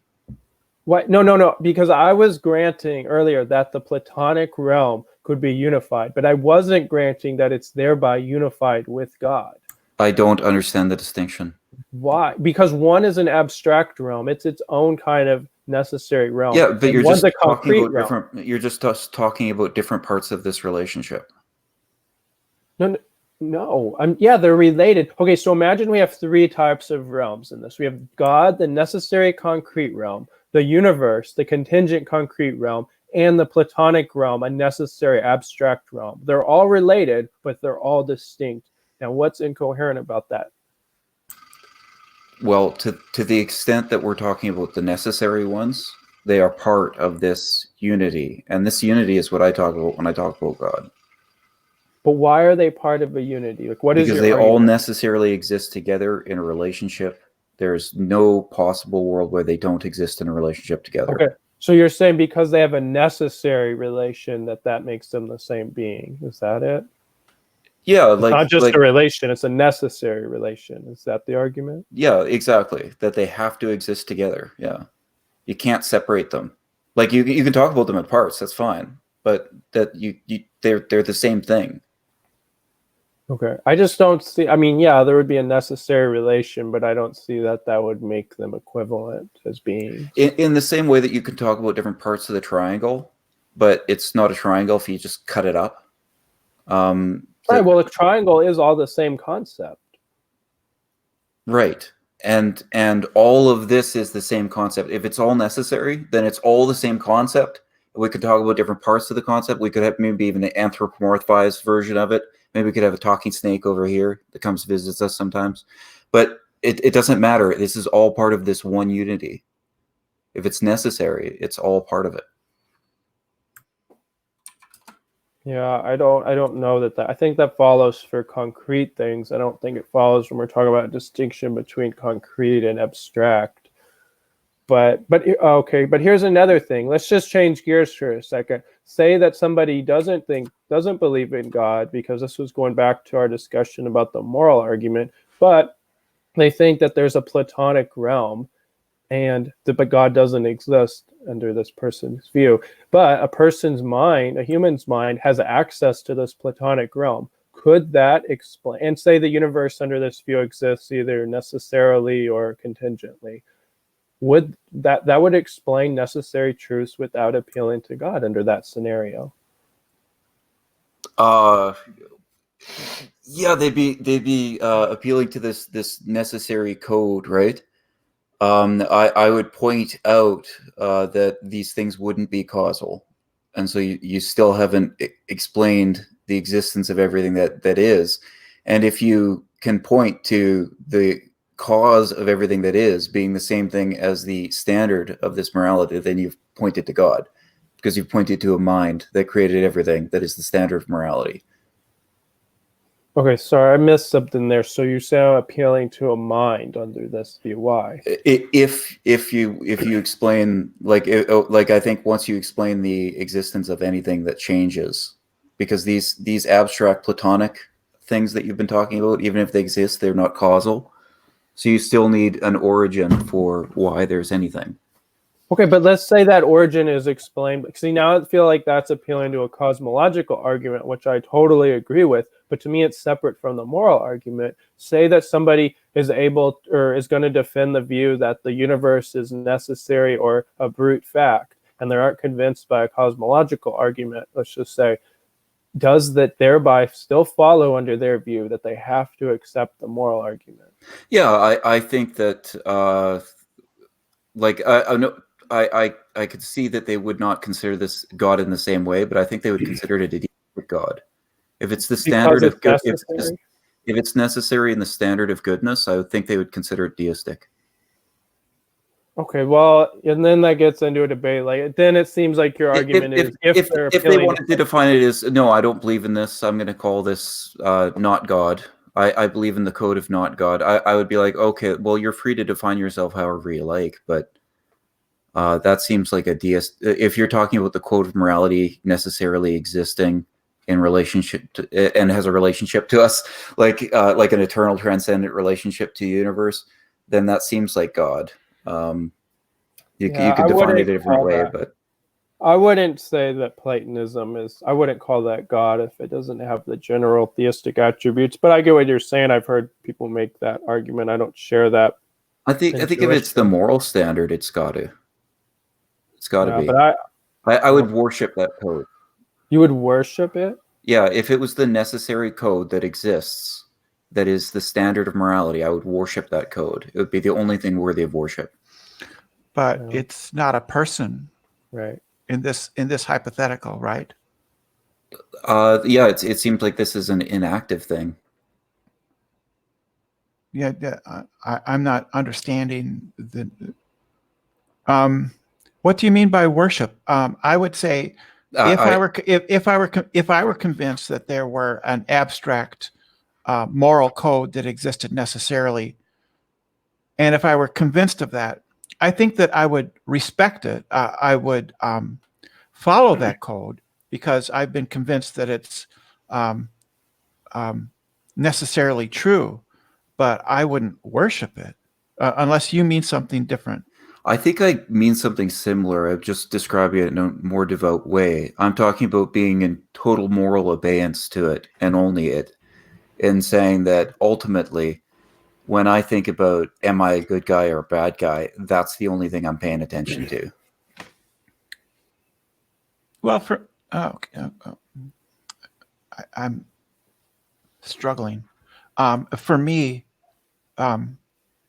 when I'm convinced that, or I feel like I have a good grasp on what is the morally correct thing to do, then I respect that, and I try to conform, or make an attempt at conforming my behavior, making my behavior conform to that.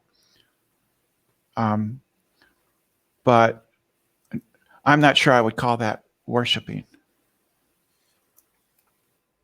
Yeah, I think it is different language. I do think it's kind of a spectrum, though. And I have a very strange way of looking at people, in that I think everybody basically to some extent looks at the world the way that I do. And so I just look at it as different degrees of doing that.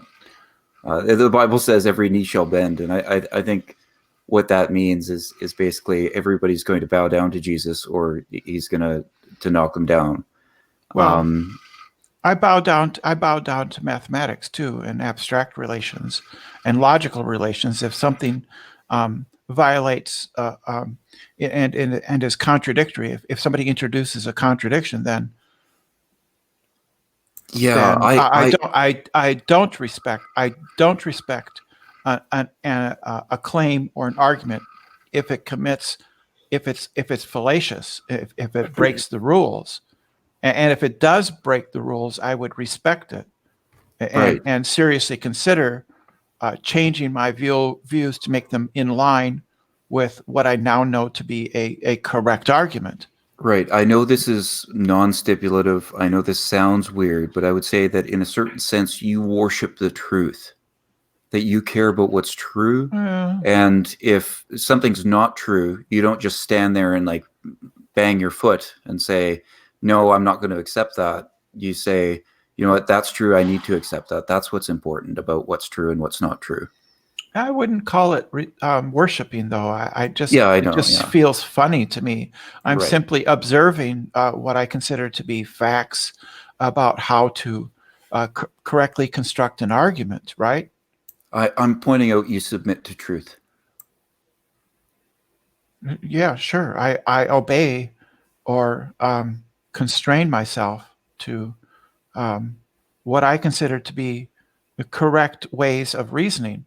If somebody could convince me of different ways of reasoning, then I would have to be convinced, and then I would hopefully change my views. Right. You don't follow the traditions of man, you follow the traditions of God. No, it's just math. It's not God. It's just math. It's the same thing. You say, you know, if anything that I've been taught, if anything that I've been taught or anything that I've learned is wrong, I'm willing to change my view. Well, these are just what I'm relating to. I guess I would call them epistemic norms. So there are epistemic norms which I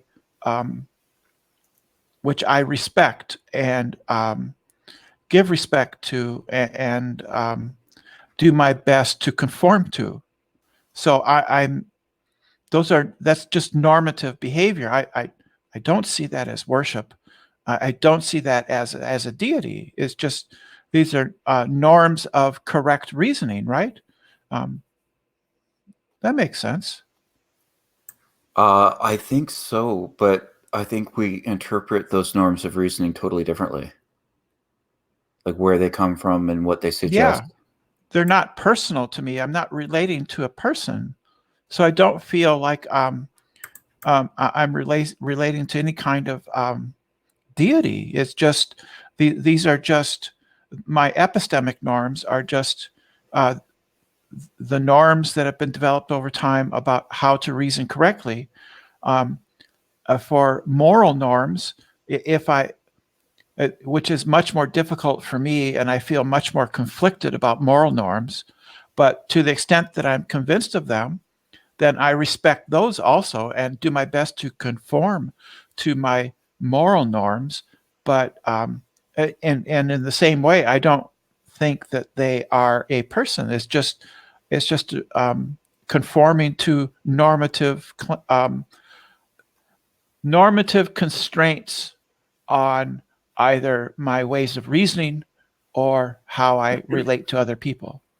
Right. And that I know that makes sense, right? Sure. And I know you don't see it this way, but I think that if one could recognize that these aspects that you recognize and pay attention to and live your life by are rooted in God, we would say that you have a certain recognition of God that you appreciate. I know you don't look at it that way, but yeah, you're correct. Right. But I'm just pointing out that's the way that it could be seen. Okay. I guess I'm not. I don't feel challenged by that way of seeing it because I just do not see it that way. I just see it for me,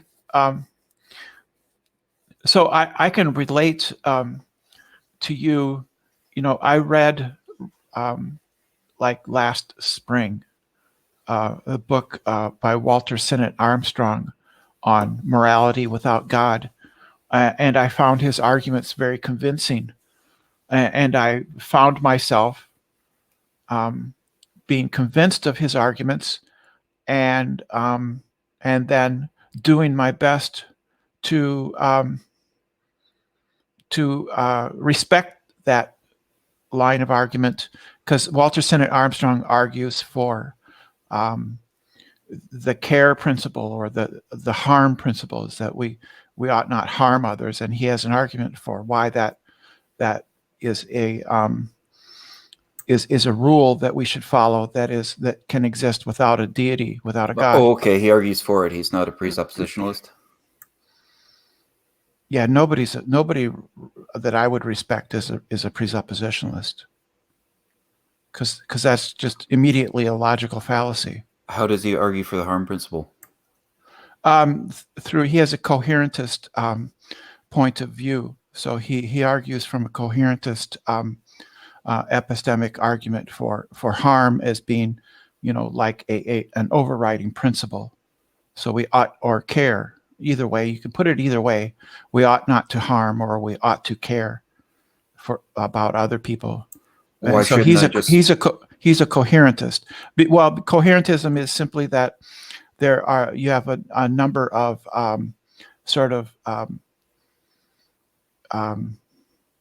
prior beliefs that all cohere with one another into a network that is logically self-supporting.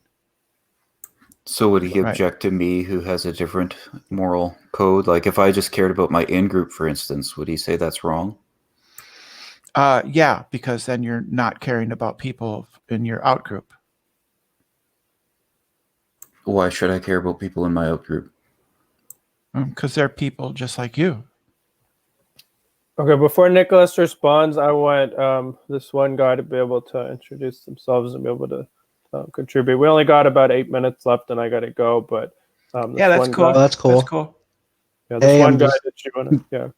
I'm just chilling. Just came in to say hi and see where the conversation led. But yeah, there's only 8 minutes. That's cool. Hey.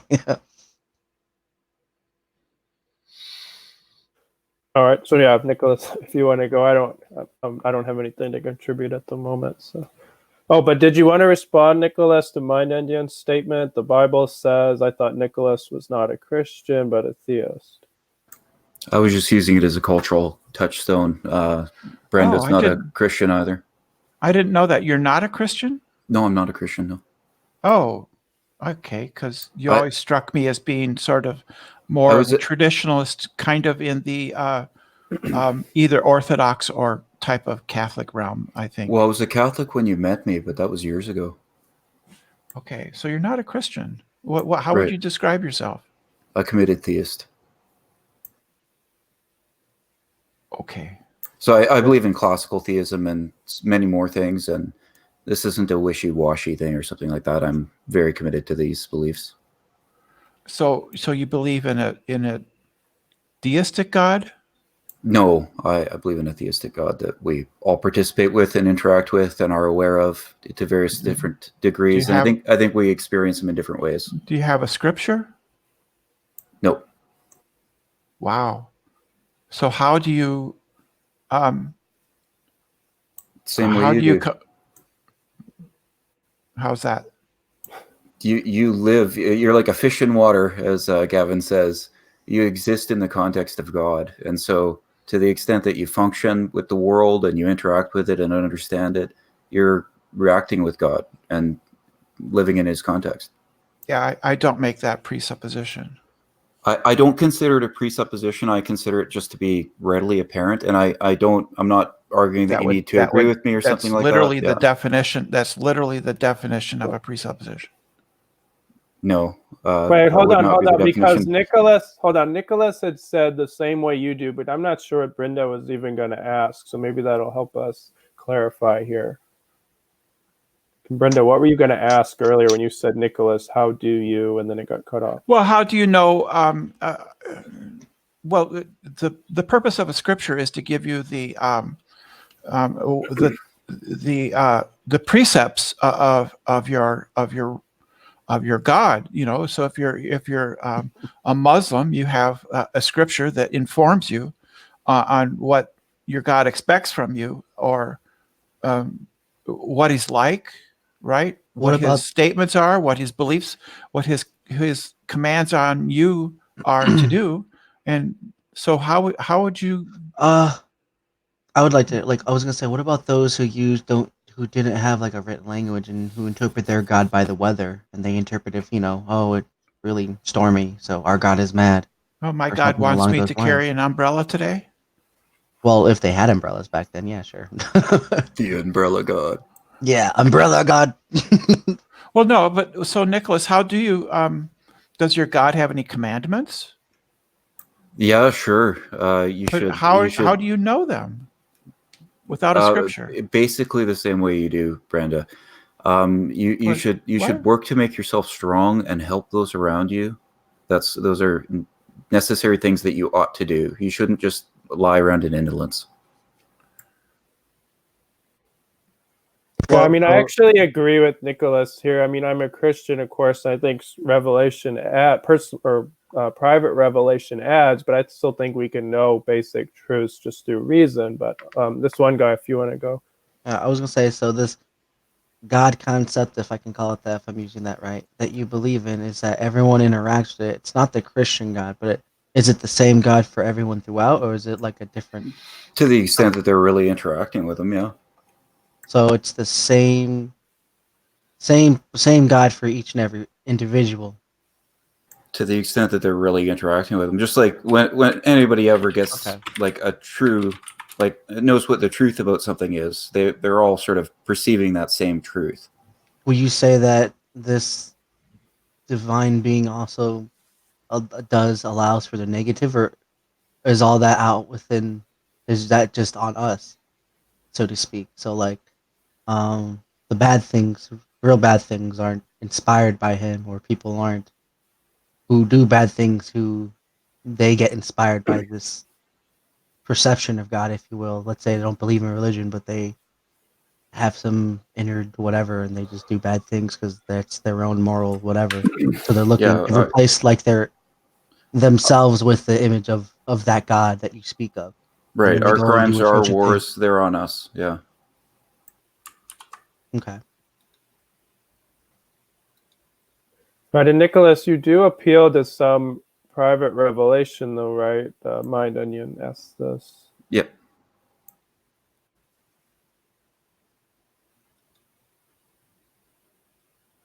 Okay, so we got about 2 minutes left. Of any concluding thoughts or anything before we go? No, I don't have anything to say. It's been a pleasant discussion. I enjoy these. Yeah, definitely. If anybody else watching, I'm trying to do this every Sunday at 3 Eastern, trying not to compete with as many other streams. So if anybody wants to join, I'll always post the link, and then it's just kind of open discussion, trying to sort out different beliefs in regards to philosophy and apologetics, religion, theology, so on. But yeah. This one guy, did you have anything else you wanted to add? Or? Not that I can think of. Mostly I'm just, like I said, I'm either playing games or I'm on other people's live streams. So I try to host mine and everyone, but I'm just really bad at hosting and setting times, and I usually just do it on the fly. So, yeah. No, I don't really have much to add. But yeah, thank you should for host right now having me. then. I could, yeah, but I guess I could do that, yeah.